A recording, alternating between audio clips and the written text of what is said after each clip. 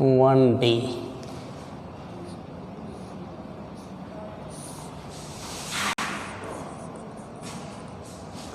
Question number 12।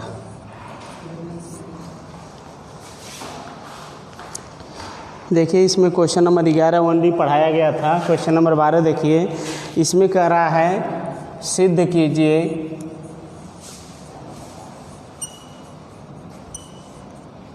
कि 2 plus करने में 3 एक अपरिमेय संख्या है।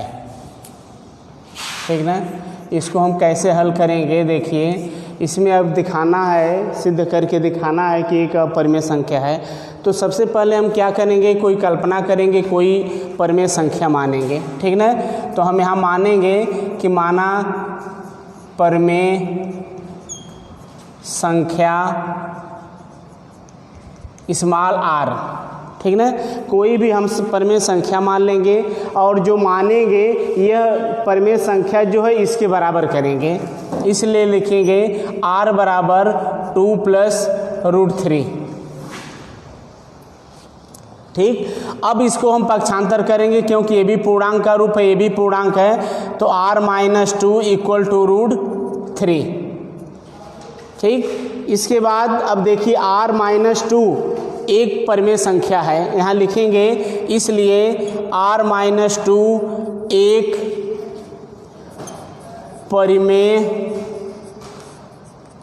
संख्या है। ये हम कल्पना किए हैं, ये कल्पना करके माने हैं कि r को परिमेय संख्या मान रहे हैं। r जो है ये जो अपरिमेय सिद्ध करना है इसको हम भी परिमेय मान रहे हैं कि यह इसके बराबर है, क्योंकि परिमेय और परिमेय बराबर होता है और कभी भी परिमेय और अपरिमेय बराबर नहीं होता है। ठीक ना, तो हम दिखा रहे हैं इसमें से जो पूर्णांक है, पूर्णांक को परिमेय के पास लाएंगे तो पक्षांतर करेंगे तो प्लस रहेगा तो माइनस हो जाएगा और √3।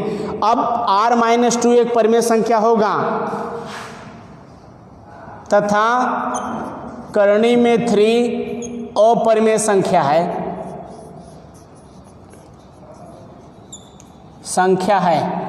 ठीक, क्योंकि सभी लोग जानते हैं कि √2 हुआ, √3 हुआ, √5 हुआ, √7 हुआ, ये सब क्या है? अपरिमेय संख्या है। और यहाँ दिखाया गया है कि r-2 एक परिमेय संख्या है, कल्पना करके हम ज्ञात किए, माने हैं। ठीक ना, हम मान करके कुछ भी मान करके मान रख सकते हैं, तो कल्पना किए तो यह इसके बराबर है, तो r-2 परिमेय संख्या हुआ और √3 क्या है? अपरिमेय है। तो इसलिए हम लिखेंगे कि परिमेय संख्या और अपरिमेय संख्या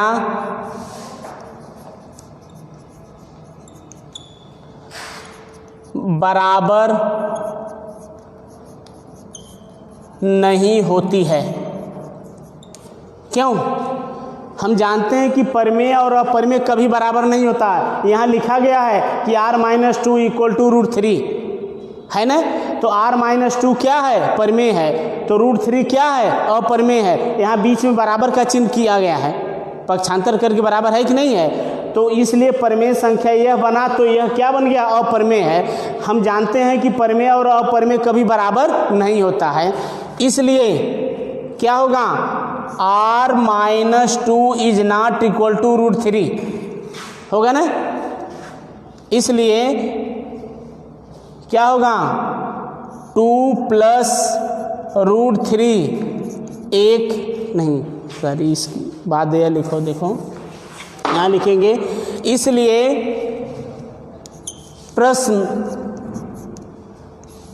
प्रश्नों का विरोधाभास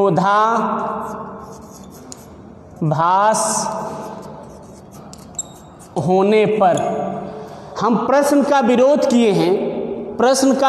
किए हैं, तब इसके परिमेय के बराबर यह परिमेय माने हैं। और हम जब यहाँ दिखाएं कि r-2 और √3 क्या है? बराबर दिखाया गया है अभी पक्षांतर करके, तो यहाँ क्या बनेगा? जब इसके बराबर यह है तो हम जानते हैं कि r-2 परिमेय है और √3 क्या है? अपरिमेय है। इसीलिए हम यहाँ लिखेंगे परिमेय और अपरिमेय बराबर नहीं होता है। जब नहीं होता है तो r-2 क्या होगा, इज नॉट इक्वल टू √3, ठीक ना। इसलिए प्रश्नों का क्या, प्रश्न का विरोधाभास हुआ है, क्योंकि प्रश्न का विरोध क्यों किए हैं, क्योंकि यह तो अपरिमेय सिद्ध करना है, हम इसको क्या करें किए हैं, परिमेय किए हैं, ठीक ना। और परिमेय करने के बाद यह ज्ञात हुआ है कि परिमेय और अपरिमेय आ रहा है दोनों बराबर, और हम जानते हैं कि परिमेय और अपरिमेय कभी बराबर नहीं होता है। क्यों नहीं होता है, क्योंकि प्रश्न का विरोध करने पर हम किए हैं। तो इसलिए 2 + √3 एक अपरिमेय संख्या होगा, ठीक। अब इसी प्रकार जो है क्वेश्चन नंबर 13 सॉल्व होगा। अब क्वेश्चन नंबर 14 देखिए।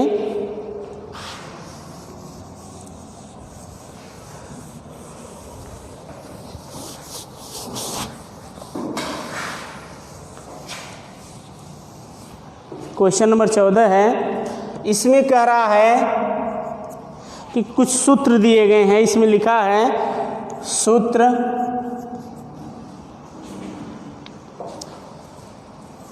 a माइनस बी का होल स्क्वायर, क्योंकि सरसमका कौन है, सेकेंड सरसमका है। तो यह सूत्र दिया गया, इसका विस्तार होता है a² + 2ab और +b²। कह रहा है कि इसी सूत्र का प्रयोग करके प्रयोग से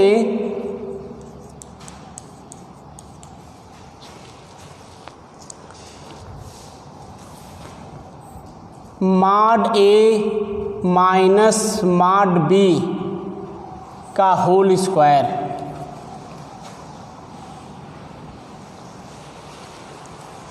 का प्रसार कीजिए,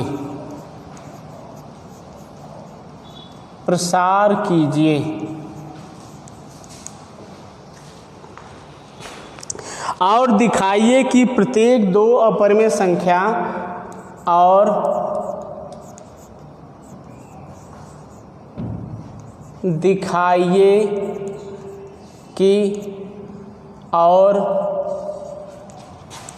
दो परिमेय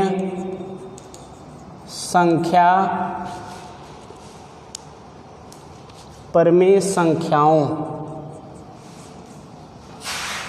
a तथा b के लिए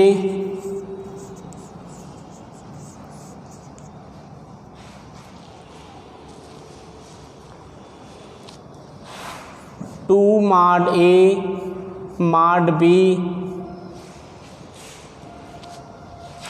ग्रेटर इक्वल a² + b²।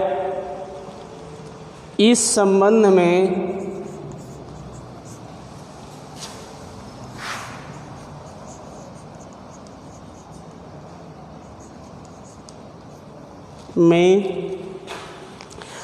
समता कब आएगा, समता कब आएगा। देखिए प्रश्न में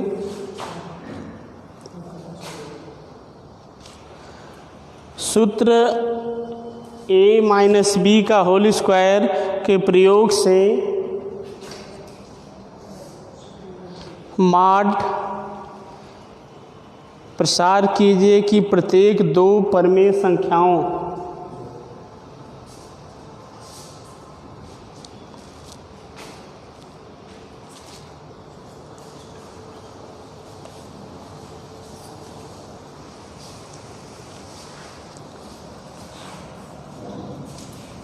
ठीक a - b का whole square equal to a² - 2ab + b²। कह रहा है कि इसी सूत्र का प्रयोग करके जो सरसमिका सेकंड प्राप्त है, ठीक ना। ये सरसमिका सेकंड है क्योंकि गुणनखंड में कई सरसमिकाएँ होता है, उसमें मुख्य रूप से 3 सरसमिकाएँ होता है, ठीक ना। एक a प्लस बी का होल स्क्वायर होता है, एक a माइनस बी का होल स्क्वायर होता है, और एक होता है a square minus B square. ये तीसरी सरसमका को हम वर्गांतर की सरसमका भी कहते हैं, ठीक ना। तो यहाँ हमारी सरसमका कौन बता रहा है? 2। तो यही 2 सरसमका का आप प्रयोग करके mod a minus mod b का होल स्क्वायर का प्रसार करना है, ठीक ना। प्रसार करने के बाद और भी कर रहा है कि दिखाइए, प्रसार करने के बाद दिखाइए कि 2 परिमेय संख्याओं a और b, इसमें a और b जो है ये दोनों, ठीक ना, a और b के लिए 2 mod a mod b greater equal a square plus b square, इस संबंध में समता कब आएगा, ठीक ना। तो हम क्या करेंगे, देखिए इसको कैसे सॉल्व करेंगे। ये जो सूत्र लिखा गया है ये सामने दिखाई दे रहा है, तो जिसका प्रसार करना है हम उसका प्रसार करेंगे। यहाँ लिखा है mod a minus mod b का होल स्क्वायर, ठीक ना। अब इसी का प्रयोग करना है, ये भी हमारी जो प्रसार का रूप बता रहा है, सरसमका का रूप बता रहा है, इसी के द्वारा, जो इसके द्वारा है इसका विस्तार कीजिए। प्रसार का मतलब विस्तार करना, तो विस्तार हम कैसे करेंगे? बराबर मॉड a का होल स्क्वायर, ठीक, minus 2 mod a mod b। क्यों? देखिए यहाँ हुआ है ना, पहले पद का वर्ग हुआ है तो पहला पद इसमें मॉड a है, तो मॉड a का होल स्क्वायर किए। यहाँ क्या किए? 2 इंटू मॉड a और मॉड b है, a और b के स्थान पर मॉड a और मॉड b, प्लस सेकेंड पद मॉड b का होल स्क्वायर, ठीक ना। ये तो विस्तार हुआ, ये प्रसार इसका हो गया, प्रसार हुआ ना। फिर आगे कह रहा है कि यह आप दिखाइए कि यह जो है greater equal a square plus b square कब होगा, ठीक ना। यह कब बराबर होगा इसको कह रहा है। तो बराबर कब होगा? इस समान समता का रूप कब बनेगा? जब यह जो है हम किसके बराबर करेंगे? किसके बराबर करेंगे? यह 0 के बराबर, ठीक ना। या तो 0 के बराबर कीजिए, या तो इसी पर रखिए मान, इस पर मान रखने के बाद भी आ जाएगा, ठीक ना। तो ऐसा हम मान रखेंगे, तो यहाँ हम क्या लिखेंगे? ये इसका विस्तार हुआ है, इसका विस्तार होगा तो a स्क्वायर, ठीक। मॉड में संख्याएं धनात्मक हो या ऋणात्मक हो, मॉड के बाहर आती है तो धनात्मक ही बनती है। तो मॉड यह होगा माइनस 2 मॉड a का मान, बोलिए क्या होगा?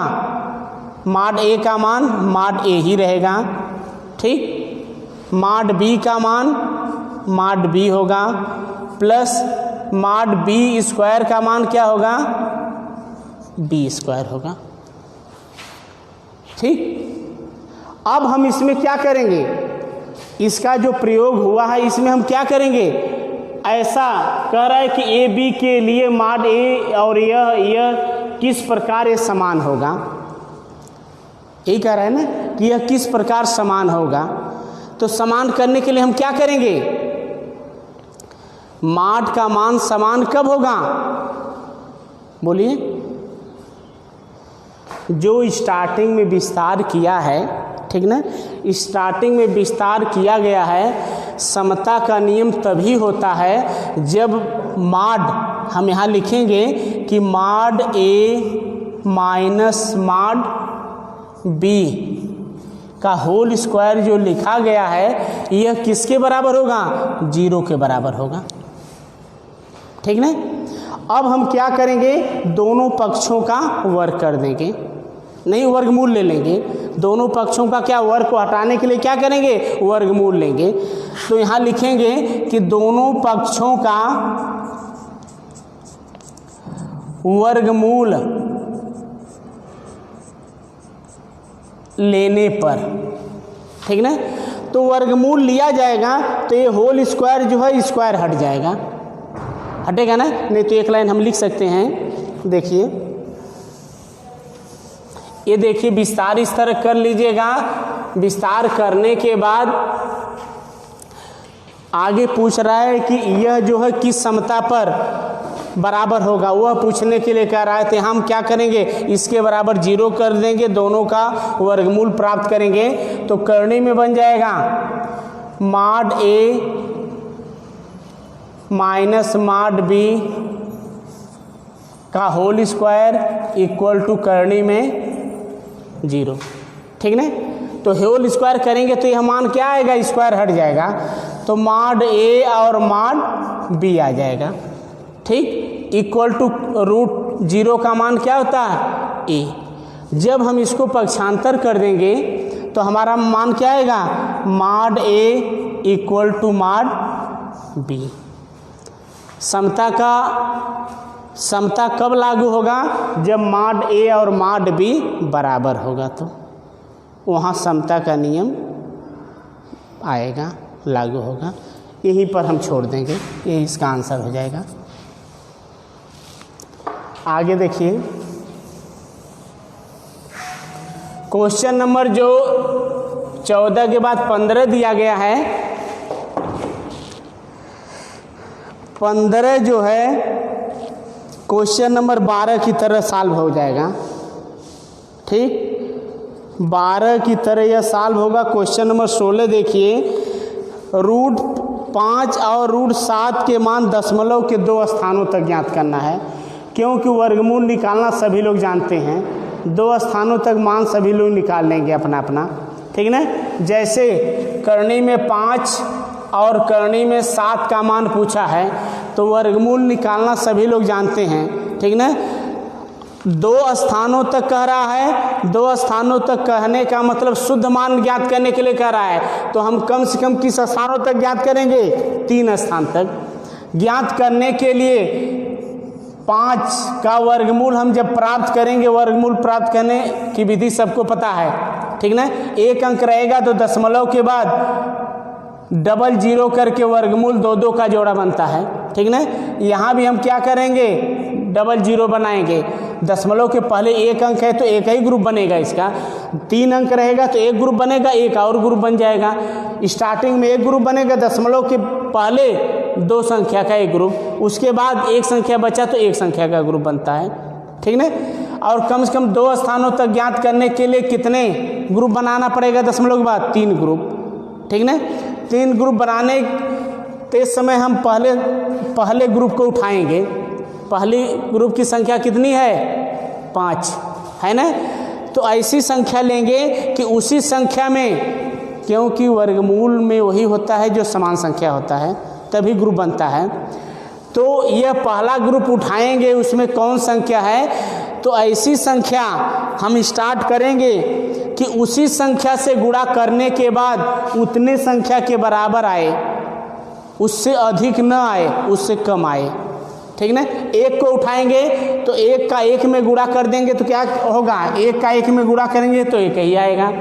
इसके बाद अभी भी इससे बहुत कम है, 2 संख्या उठाएंगे, 2 का गुणा कर देंगे तो क्या आएगा, 4 आएगा। अभी भी कम है, 1 संख्या और चेक करेंगे, 3 उठाएंगे तो क्या आएगा, 9 आएगा। इसका मतलब यह संख्या 3 और 3 उठाने के बाद इससे अधिक आ रही है, तो उससे कम जो संख्या आती है उसी को उठाते हैं हम। ठीक ना। तो यहाँ क्या लिखेंगे, 2 का 2 में गुणा करेंगे, जितना आएगा इसी के नीचे लिखेंगे पहले ग्रुप के, और जो 2 आएगा तो उसी ग्रुप के ऊपर की संख्या लिख दिया जाता है। इसमें से घटाएंगे, 1 आएगा, और यह 2 का 2 में गुणा करने के बाद यहाँ लिखे हैं। ठीक, और इन 2 और 2 को हम क्या करते हैं, जोड़ देते हैं। ठीक ना।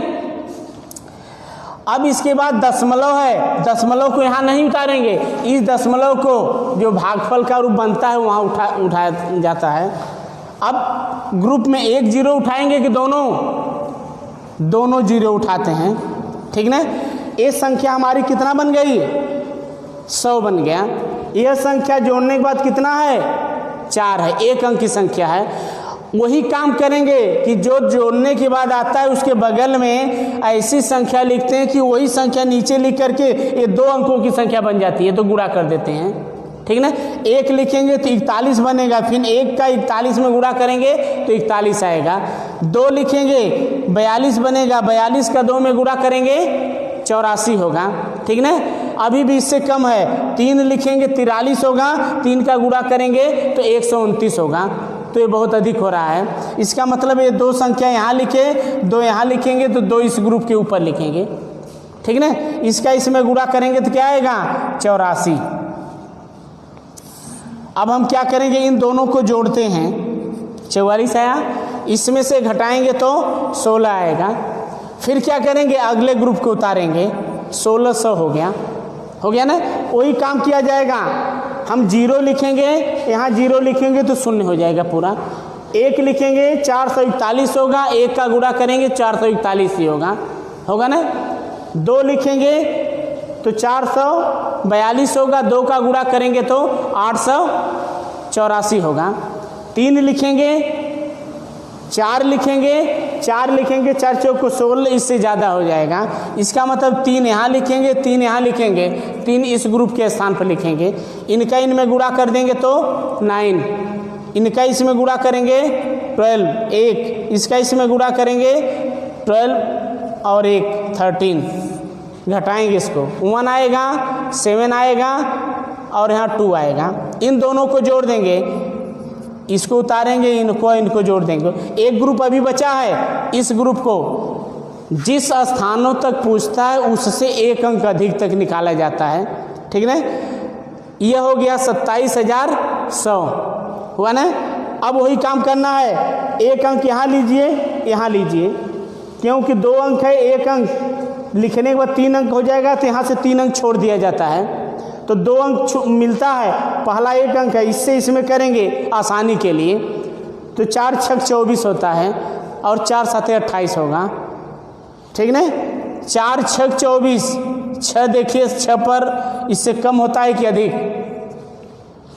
इसका इसमें गुणा कीजिए 36, 6 आएगा, 3 36 और 3 39, 3 आएगा, 24 और 3 27, 2 आएगा, 24 और 2 26 आएगा ना।